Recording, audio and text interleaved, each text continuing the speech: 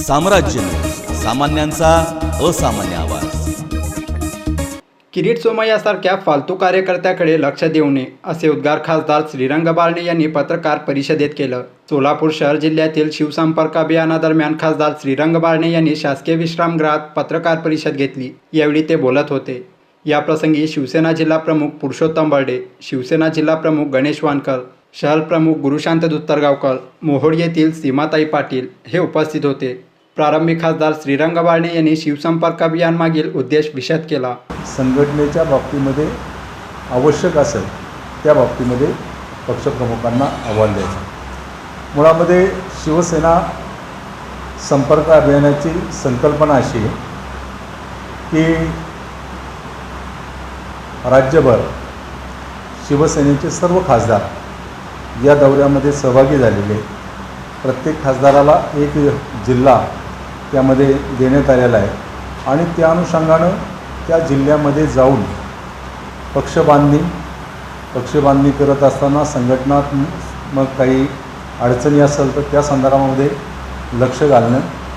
आणि दुसरी गोष्ट महत्त्वाची, राज्यामध्ये महाविकास आघाडीचं सरकार आहे आणि सरकारच्या माध्यमातून झालेली कामं, विकासाची कामं ती जनतेपर्यंत पोहोचवण्याचं काम, त्याचबरोबर राज्य सरकारच्या काही चांगल्या योजना आहेत त्या योजना सर्वसामान्य जनतेपर्यंत पोहोचवण्याच्या संदर्भामध्ये शिवसेनेच्या प्रमुख पदाधिकाऱ्यांना तशा प्रकारच्या सूचना देणे हा या कार्यक्रमाचा मुख्य भाग आहे।